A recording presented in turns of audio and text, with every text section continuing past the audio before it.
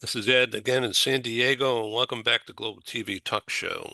With us today is Hampton Dowling, business executive in the Washington, D.C. area with years of top-level business, and he'll get into that much better than I will. And in the studio also, by way of Zoom, is Ron Cooper, also from the D.C. area. Hampton, please do a brief self-intro. Well, I was in the Navy for over 20 years, a surface warfare officer, drove ships, amphibious ships in command. I've been in work for defense contractors. I've held different roles in advisory positions in state government, governor appointments. Right. I Mostly revolved, remember when you spoke at my live meetings and in the yeah. Beltway, you were involved with Virginia. I was the chairman of Virginia's International Trade Committee, and all that's very much in real time today. I mean, we're, logistics and trade and business, it all wraps together.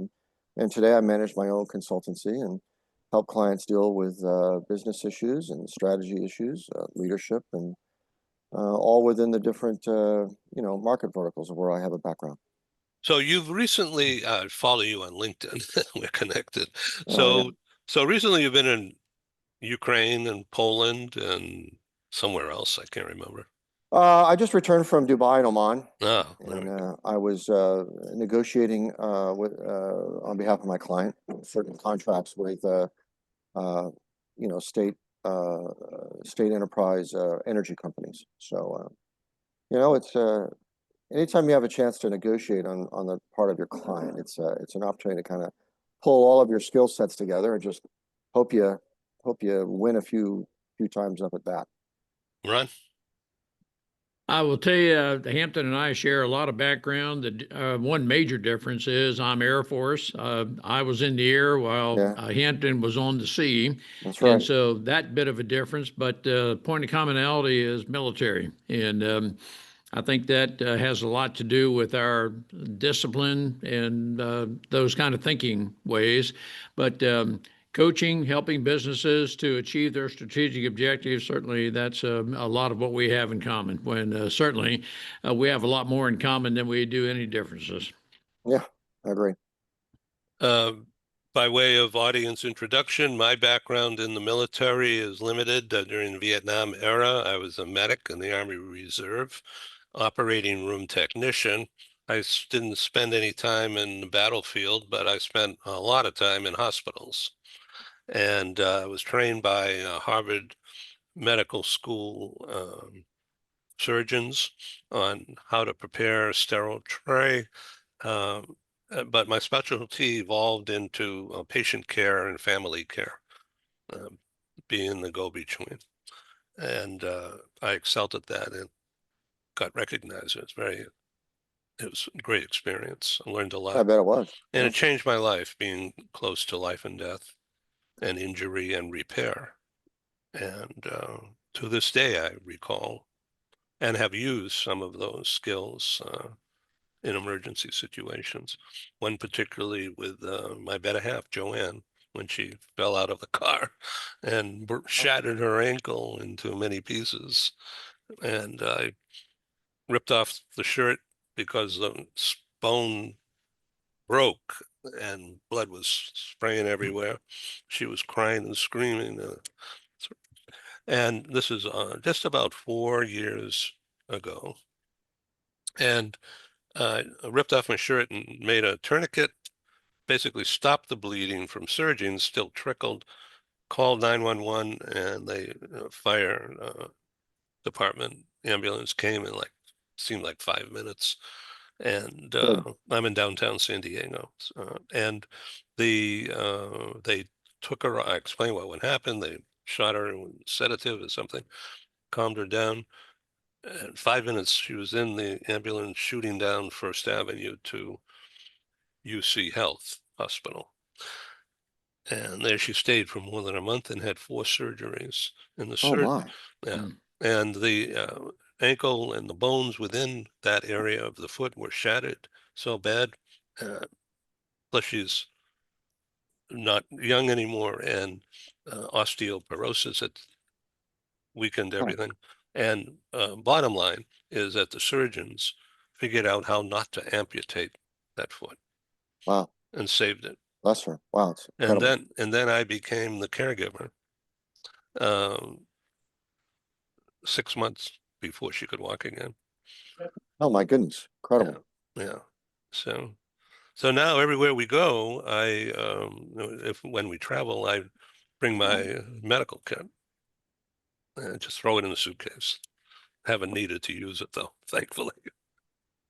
Anyway, that's my military experience. Well, wherever you are, if you hear the words corpsman up, then your ears will perk up and you'll do something. Yeah. So, my friends, recently, Hampton, you published some stuff about the Navy shipbuilding and how it ties in perfectly with the economic resurgence that you've been talking about in the past. Would you like to address that?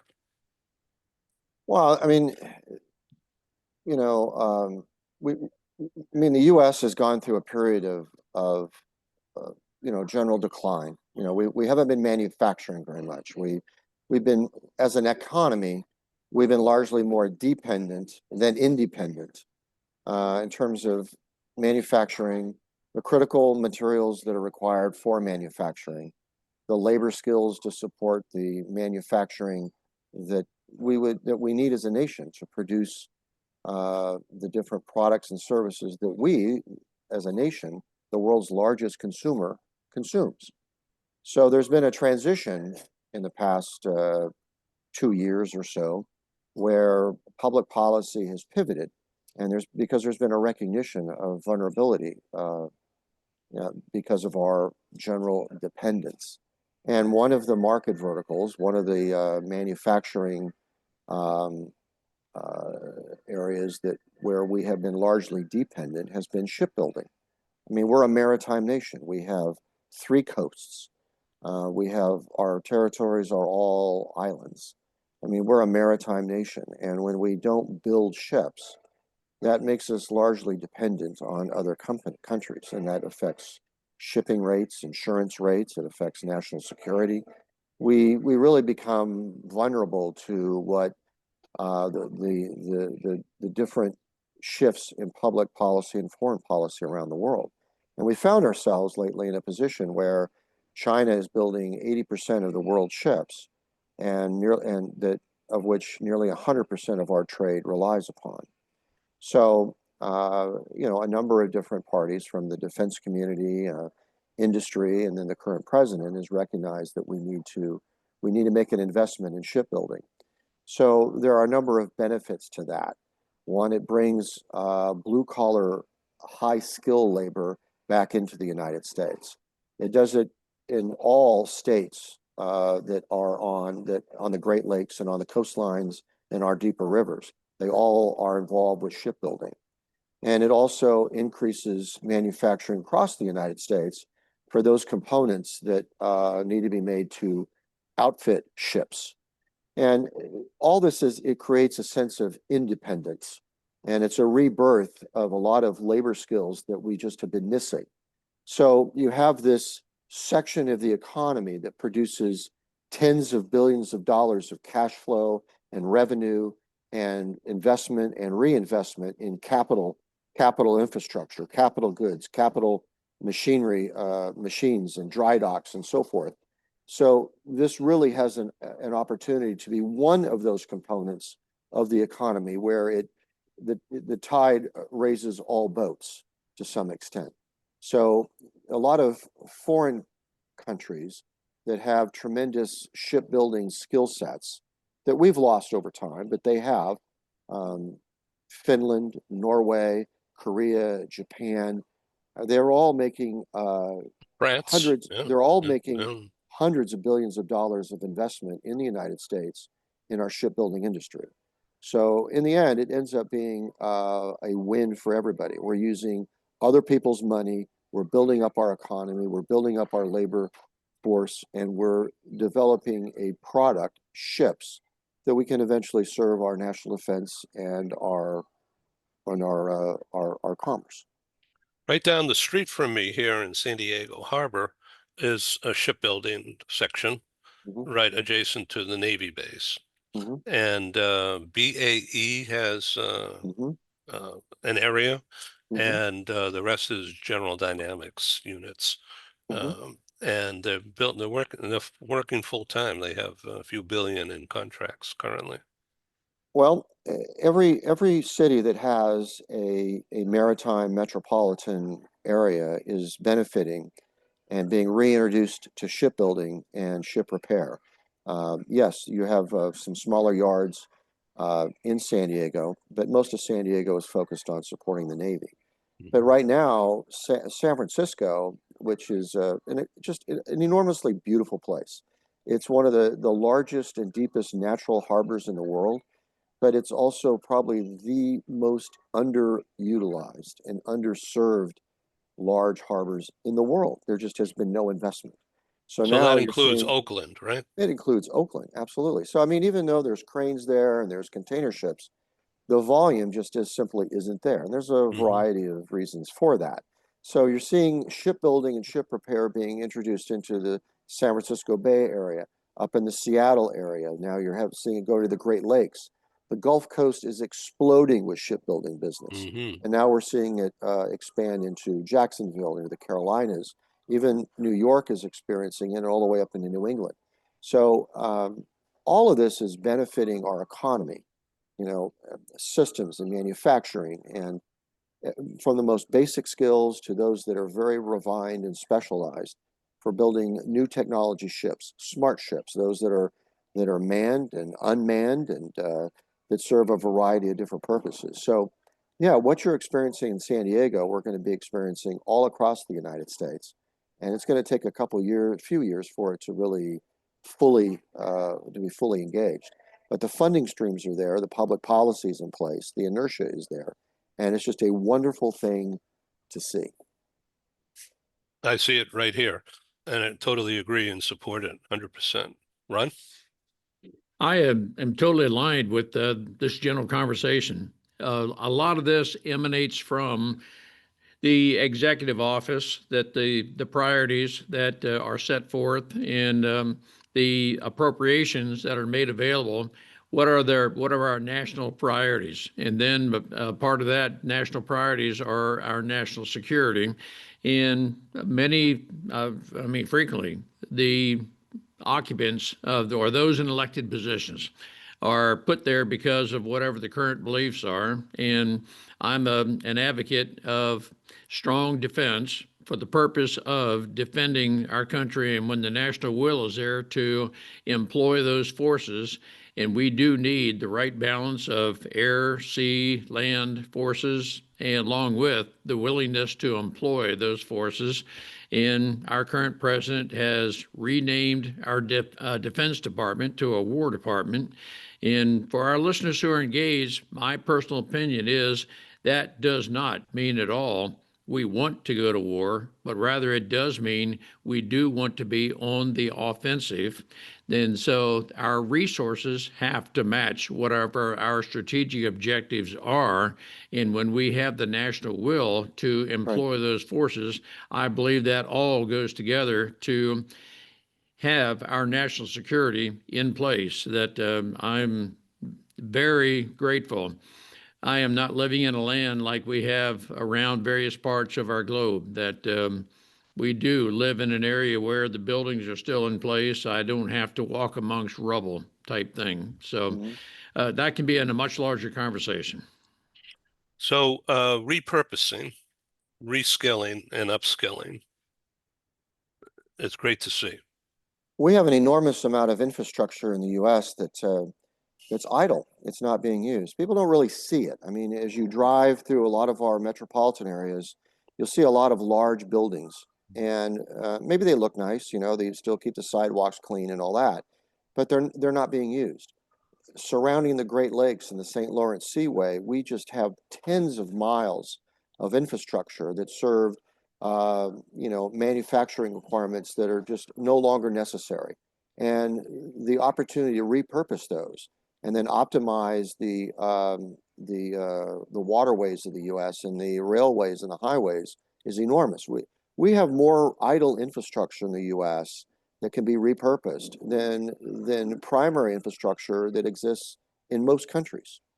And so when you see the shipbuilding capacity and capability of the United States start to see that reinvestment, and you start to see it grow, that will also improve the urban areas. It'll also attract a lot more businesses to those urban areas that generally surround our harbors. And the increased commerce generates cash flow and generates jobs. It generates a different quality of living. You also have then an entirely broad opening of jobs that haven't existed for 50 or 60 years. So hopefully in San Francisco and Oakland that desperately need to see economic development, and different type of skill sets in San Diego on the Gulf Coast and even in the Carolinas. This is all just one piece of a complete reinvestment in the economy of the United States. Amen. Captain, I'm curious, from your perspective, have Yeah. we, the United States, insidiously gotten to where we are? And is it just different priorities? In other words, I agree with you that we have a lot of buildings that are not occupied, and we haven't, and I'm thinking the term insidiously, we have lost jobs to being moved outside the United States. Have you seen that as an insidious type of transition, or almost a conscious decision? Well, it's really both. The foreign policy of some countries has been very smart. They have developed their economy using U.S. dollars and attracting U.S. manufacturing to their shores, where they don't have the labor rates that we have. They don't have the labor force requirements that we do. They don't have the environmental management rules that we have. And there are pluses and minuses to having all those rules and rates in place. But when you're able to manufacture washing machines in China or Vietnam or Korea and ship it back to the United States, and it costs less for U.S. consumers, and there are no tariffs involved, well, then the U.S. manufacturers of washing machines that are manufacturing them in China and those countries, because they're looking after their shareholders, they're going to manufacture everything offshore. So there is an economic choice that's made. Now, is that good for the nation overall? Well, washing machines isn't going to hurt the U.S. economy. But if you take hundreds of thousands of different products that are now manufactured outside the U.S., then of course it is going to hurt the U.S. economy. And the foreign policy of other countries has taken advantage of that. And we as a country haven't taken charge of our own manufacturing capacity and capability to bring it back to the United States. Now we're seeing that now, and we've had to, public policy, the current administration has had to create incentives for U.S. companies to come back to the United States. And again, it's all about looking after the shareholders' interests, the value proposition of the country. So businesses look after incentives. I mean, there's patriotism involved, but again, they're in the business of making money. So you have to create an incentive in our U.S. economy for U.S. companies to return to the United States, hire U.S. employees, hopefully not at a wage that really is over the top and puts them in a non-competitive position. So when you hear comments about we need to raise the minimum wage, well, you just have to realize that for every 2 or 3 cents that you raise the minimum wage, there are probably thousands of jobs that leave the United States and return overseas. And, we don't really kind of think about that as a society very much. So yeah, I think it's been a conscious decision by U.S. companies, and there's been some insidious activity that has taken it out of the United States to offshore. It's been bad. In my perspective of what you're saying is it's a matter of short-term versus long-term thinking, what the impact is on it from a global and long-term perspective, because I know many people I need what I need right now, and I'm not even thinking long-term, That's right. what the global impact is. Well, our economy has used to be the premise of our economy was based on long-term business decisions, long-term investments, reinvestment. Well, technology changes, ideas change, the competitive environment changes. Other countries have become peer competitors in all different market verticals. So the business decisions and the horizon of those decisions has collapsed. It's become not 10 years out, not 5 years out, but 3 years, 2 years out. So yeah, it's short-term gain. So I'm going to go make something overseas if I can make it faster and cheaper and still get it on the shelves of Walmart and Best Buy and Food Lion. It's, you know, they're going to do that. So it's difficult, especially when we're in a disposable society. You know, capital goods used to last 20 years. Now you're lucky they last 8. So that also factors into it. So we've been teaching, our universities have been teaching folks to be lawyers instead of, you know, blue collar or, you know, high-end intelligent blue collar workers. So all this kind of meshes together, and it gets very confusing, but we've lost that long-term perspective. So I'm very thankful, as you are, that the current administration has put some incentives in place that the economy can manage, that brings industry from the offshore to nearshore and onshore. And hopefully that continues. And shipbuilding, as Ed introduced, is one primary example of that.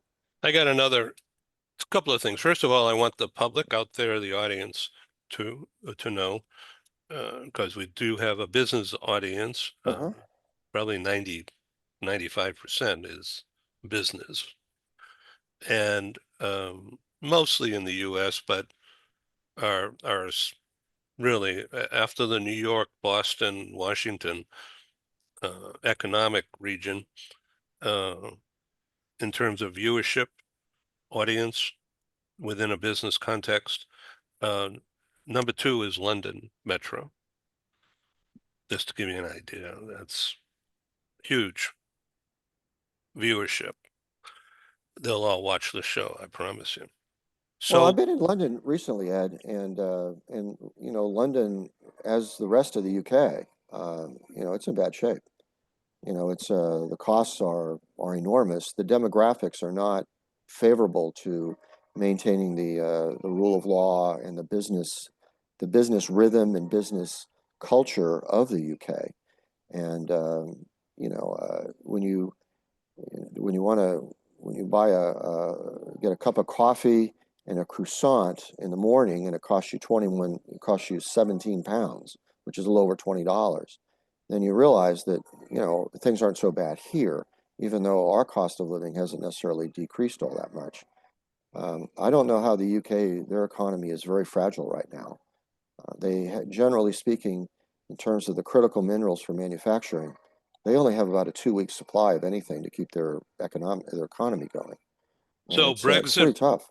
So Brexit made that, sped it up. No, I wouldn't. I mean, in my opinion, no. I think Brexit gave them an enormous opportunity, but they have. I mean, it's just interesting that, you know, the party of the majority in Parliament has not optimized the opportunities presented by Brexit. They've been pro-EU. And that's created a lot of internal struggles in the UK. And now you're seeing enormous demonstrations and populist movements that are not supportive of the political party in power, namely the Prime Minister.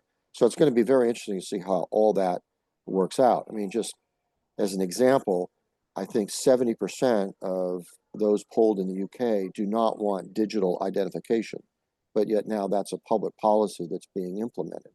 And it's covering a lot of things from immigration to their healthcare system to a lot of manufacturing. So it'll be interesting to see how that works out. But the UK economy is not in good shape at all right now. Well, that's interesting. So 2 things. I'd like to have you address and talk about shipbuilding and maritime shipping and transportation issues and security issues, Panama and the Western Hemisphere. The Monroe Doctrine is alive and well, it seems. And Panama is right in the middle of all that, in my view. And I think you'd agree with that.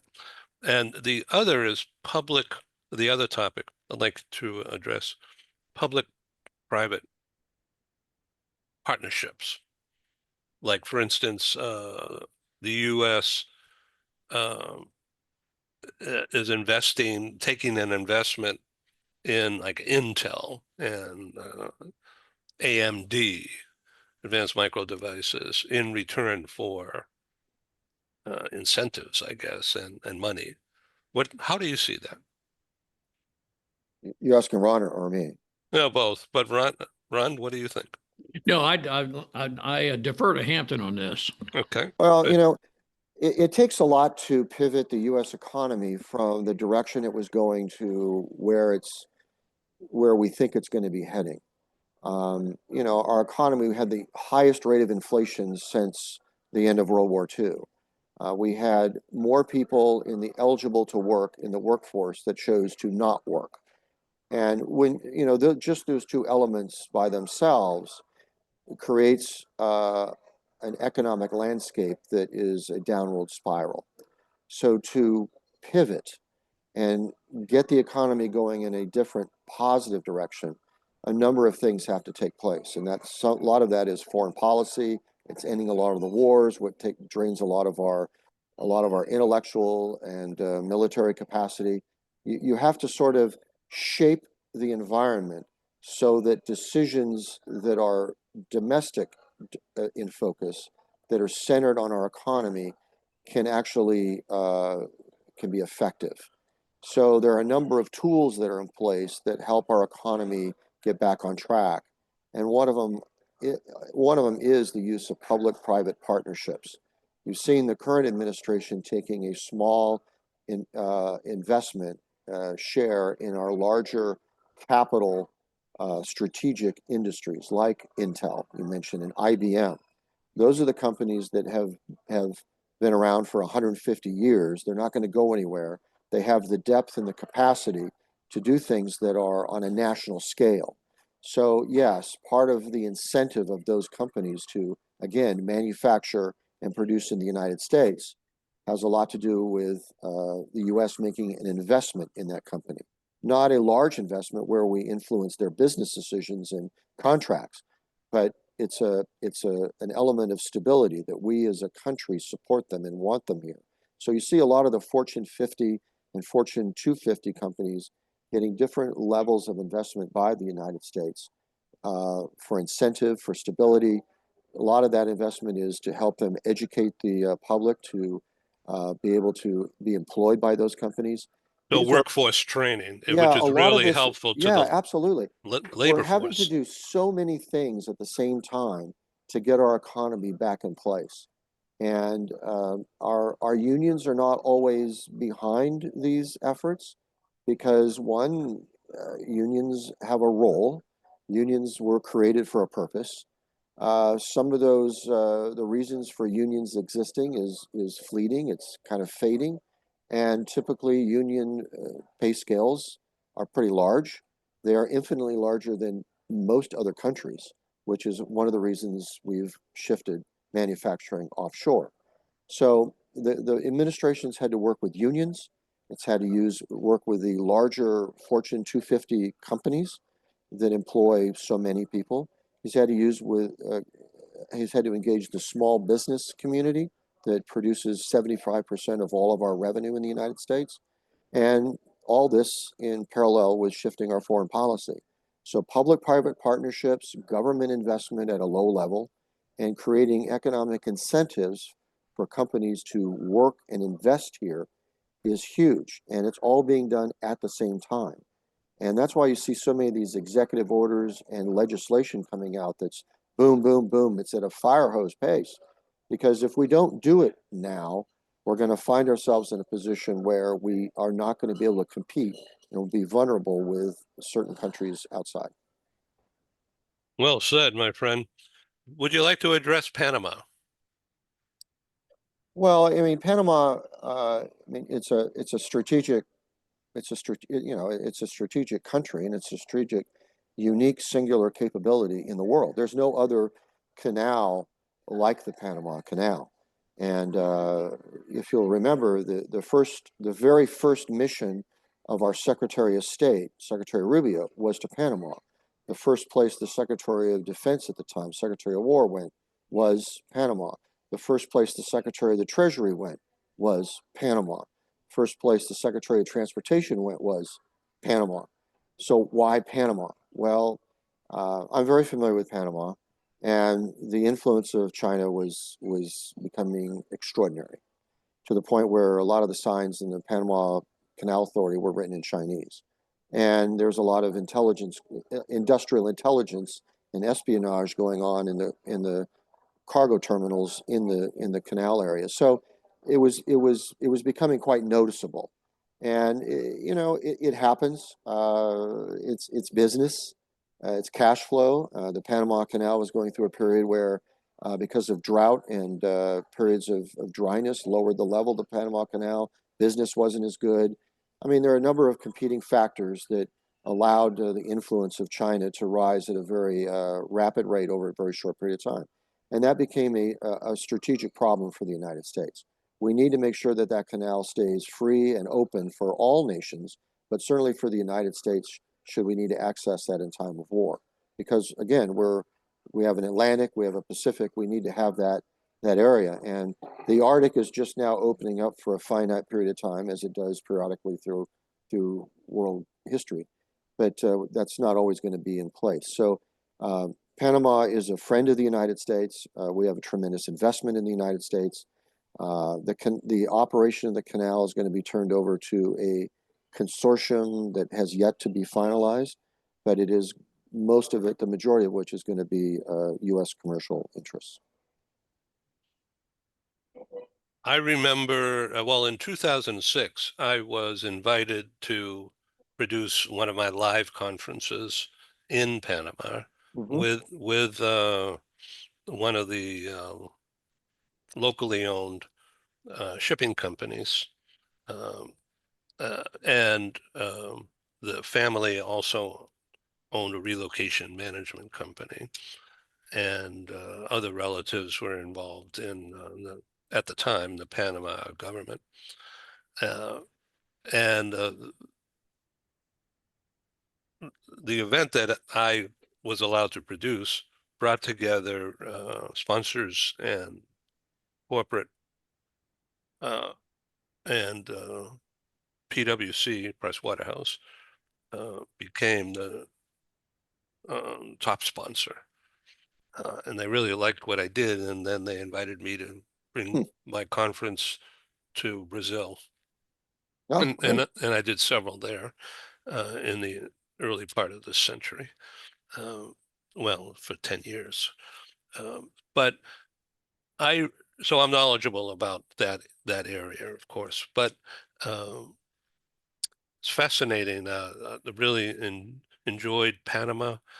We produced that conference in 2006 on or about February 1, and most of my customers came in from the New York, Boston, and Washington area, and the snowstorm hit the Northeast, and everybody had to stay in Panama an extra 4 or 5 days, and nobody minded. Yeah, Ed, I'll interject just very briefly here. I think everything we're addressing has to do with long-term strategic thinking and our vulnerabilities. And as we are able to think into our vulnerabilities, of course, manufacturing, access to strategic minerals, all of these kinds of things, we have got to keep all of this together from a very global perspective. And I'm certainly an advocate of negotiating and wanting to try to have friendly relationships with, but we do have adversaries or opponents whose values do not necessarily align with ours. And so I do believe, and I'm not trying to make a political statement of America first, but as we do align with that basic philosophy, then as America becomes first, as our economy grows, virtually everyone around the globe benefits from that. And so that is the strategic vision, or let's say the strategic mindset, maybe a better term, that I have, and I sense Hampton has the same thing. And we're looking out for the greater good of the long range of the approaches that we take. I really appreciate you guys coming on the program and teaching. And Well, I'm Ed, glad to do that. you mentioned the Monroe Doctrine. That's still kind of alive and well. Right now, and we have for about 2 months, we've had a maritime task force off of Venezuela and in the Southern Caribbean. So, I mean, why is that? Well, I mean, we've closed the border to illegal immigration, and we cut down a lot on the flow of drugs and weapons going into the United States. But the offshore capability of these cartels to ship drugs into the United States across, deep blue water transit lanes is enormous. I mean, they have submarines, they have ships. They're very good. I mean, these cartels are tens of billions of dollars of deep pockets that can afford the technology and the resources to bring drugs into the U.S. and Canada, and then also send these drugs from Colombia, Central America, and Venezuela all the way across the Atlantic into Africa that goes up into Europe and into Russia. So you And mentioned submarines. I was reading that the Coast Guard, which is here right down the street here in the San Diego Harbor, they found these mysterious submarines unmanned That's right. and full of drugs. That's right. And you also have to know that, let's just say we capture 3 submarines that are full of cocaine. 15 others have made it to the United States. So this is what the ocean's a big place. And so the U.S. Navy task force with a couple of Coast Guard cutters, we're trying to cut it off as it leads Colombia. The president of Colombia is not pro-American. He's not pro-West. He's not popular in his own citizens, and some of the people in his own administration have tried to remove him. So we don't have a friend in Colombia right now, and a lot of the flow of drugs is coming out of Colombia. Venezuela we all know about Venezuela, but there's another reason why our task force is off of Venezuela. People don't really, it hasn't even been in the news very much, but Venezuela has been very mobile on the defense of their neighboring country, Guyana, Guyana. And so Guyana has one of the largest offshore oil reserves in the world. And Venezuela has had border disputes and conflict with Guyana's military for the past 2 or 3 years. We have a number of U.S. military advisors there, but the Chinese are also very interested in acquiring the oil rights off of Guyana, and they can only do that if Venezuela occupies that territory. So part of the reason we have 2,000 Marines embarked on amphibious ships is so that if we have to protect Guyana, we're there to do that. So there's a lot more going on that relates to the Monroe Doctrine, even helping bolster the economy of Argentina and trying to influence what's going on in Peru. Enormous investment in Peru by China. They are building out one of the largest container ports in the world in Lima, just outside Lima, Peru. Well, I mean, all that's being done because the U.S. hasn't shown any interest in South America for a while. So we're having to make some investments, all of which, I mean, this is all foreign policy related, but it affects the flow of drugs, cash, weapons, commerce, manufactured goods, our free trade agreements, and all that makes a difference on the value of our dollar, what we manufacture in the U.S., what we export from the U.S.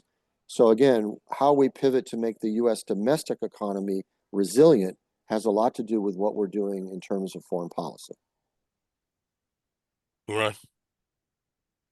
I am right on target with everything, and meaning that, yes, the Chinese are having a greater influence in many places around the globe.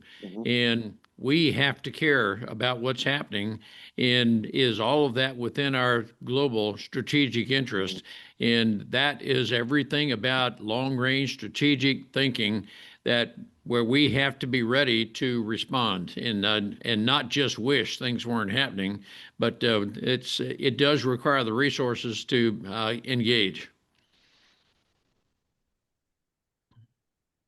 Please come back on the show for another edition, keeping me and the audience informed. Ed, you need to invite us to San Diego. We need to do this around the same table, you know, maybe on the waterfront or something. I mean, we're waiting for this. I am going to send out an invitation. Okay, all right. Good seeing you, Ron. Thank It's you. good to be with you. Thank you, guys. All right. Okay. Be back soon. Thank Thank you. Thank you.